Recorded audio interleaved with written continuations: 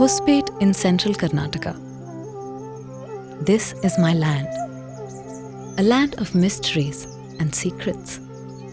This vast rocky landscape is a canvas painted with different shades of brown, sprinkled with a bit of green. Boulders, rocks, thorns. This is all you can see here. And I know what you're thinking. How can anything live here? Well, you'd be surprised. Come, let me introduce you to my neighbours.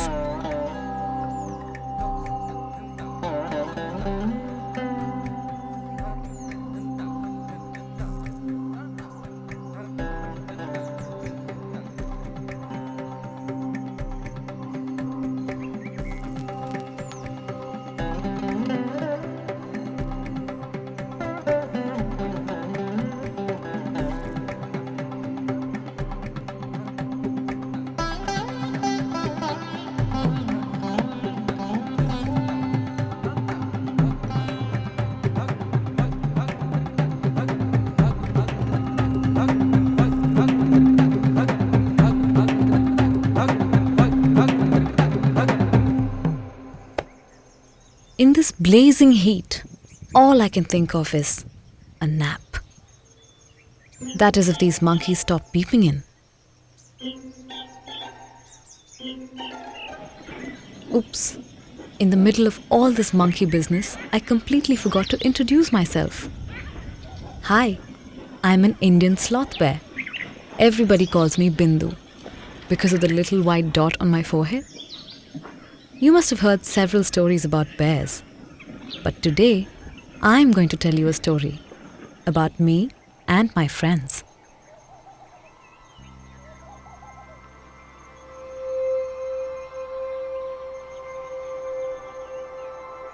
The mighty river Tungabhadra is the lifeline of our dramatic landscape.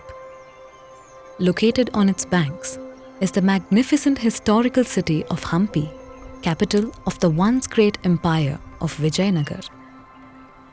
The ruins of Hampi have withstood the test of time. Even today, they vividly tell stories of its ancient glory. Monkey brothers Vali and Sugriva ruled this land, which was known as Kishkinda in the Hindu mythological epic Ramayana. It was here that Lord Rama formed his army of monkeys. And in this army was a lone bear, Jambuvanta. And now we, the descendants of his clan, have a safe haven here.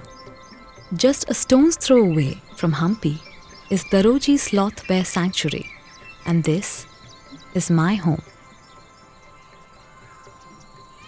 Spread over 83 square kilometers, this hard and rugged terrain is India's first sloth bear sanctuary. If there are rocks and boulders, there will be caves. And if there are caves, there will be shade. During the day, we cool off in the shade of the caves, stepping out only after dusk.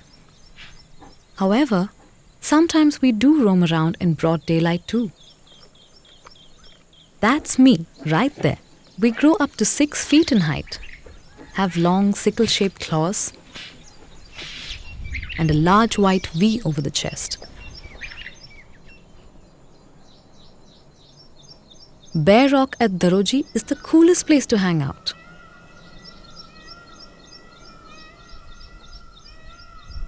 Today, I'm out for an evening stroll, and look at what's tailing me around. My 2 male cubs. When these 2 were very young, I would carry them everywhere on my back. But I can't do that now, can I? They're nearly 2.5 years old.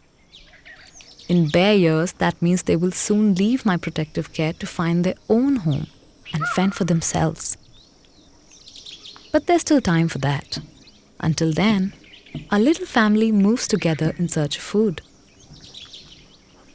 Do you want to know what we eat? Insects, fruits, berries, and honey. But our favorite food is termites.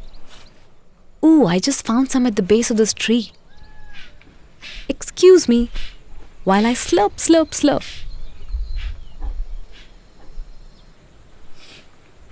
Our limbs are so powerful that we can easily lift heavy rocks and stones and treat ourselves to ants and insects hidden underneath. It's not always easy, especially if one stands on the rock. Now, ours is not the only family in this region. Close by, in the thick of grass and reeds that grow along the Tungabhadra, live a family of smooth-coated otters. They are social animals and tend to stay in packs of 2 to more than 15. That's a large family, isn't it? They are at the top of the food chain in a riverine system, which is why a healthy population of otters indicates a healthy river. Otters feast on fish and are excellent swimmers. After all that swimming and feeding frenzy, what else can an otter do but take a nap? As summer progresses, the Tungabhadra is drying up. The canals that provide water for agriculture are now dry, exposing the ledges and rock crevices. But this situation works very well for one particular bird. The Indian eagle owl lays its eggs in rock cavities or ledges like these.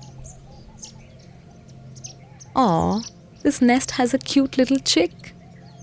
These chicks are well camouflaged and wait patiently for the parents to return.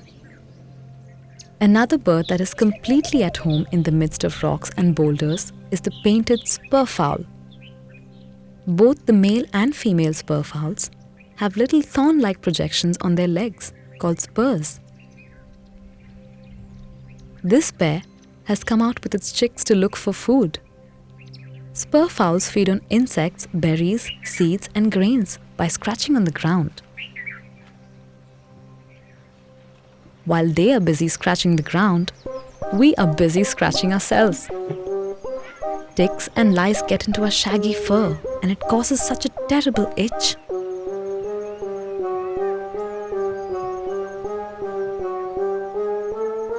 Like all little children, my cubs are always fighting. Sometimes the fight gets so serious that I need to come and break it up. Today, this cub has not been able to find food. So he comes to me whimpering, reaching for my food. I don't like this at all. But nevertheless, I make way for him to take my spot this afternoon. The unrelenting heat seems to cause clouds to evaporate even before they can form. There is no water for miles. A leaking tap provides relief for the sunbirds who flock in for a sip. But that's easier said than done. Sometimes you need to fight for it.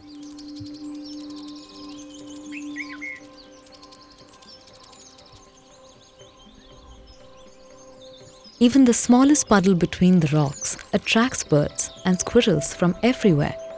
Clearly, it is splash time.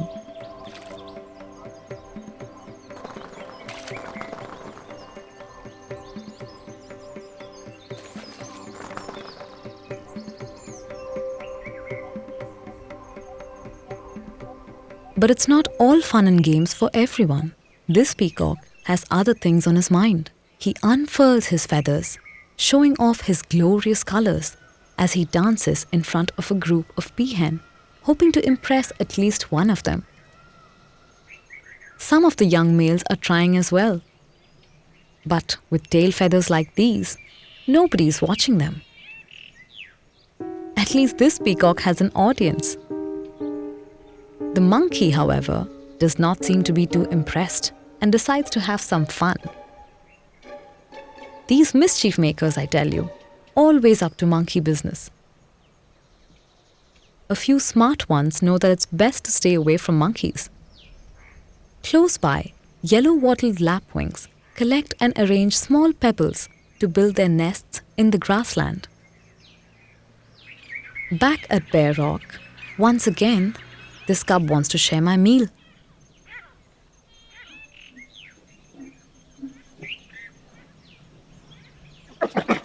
This is it. I've had enough. If I keep providing for them, when will they ever learn? For the rest of the evening, my cubs stay away from me. You can almost feel the tension and anxiety in the air. Eventually, I get up and leave.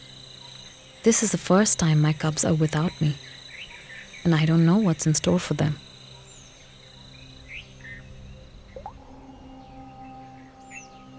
The next day, this lone wild boar is grazing while I'm resting in the bushes close by.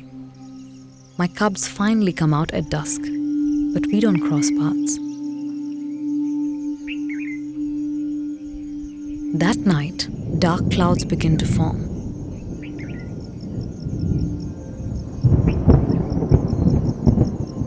The rain transforms the landscape into a lush green cover.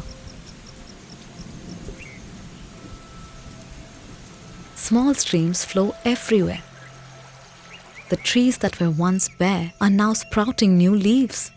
The irrigation canals are full and the water level in the Tungabhadra has risen. With the river in full flow, our friends the otters have plenty of food to eat. Now they have company. A pond heron lands nearby, followed by a crow, and finally this Brahmini kite. These birds are scheming to steal a fish or two. Who would want to let go of free food? At the grassland, the yellow-wattled lapwing chicks are growing up, scampering around in the grassland.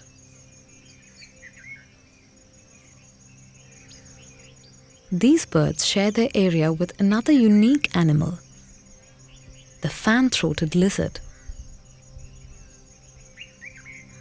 A male lizard proudly displays his white fan, sending a signal to other males, saying, "Hey, this is my territory. Don't even think of coming anywhere nearby."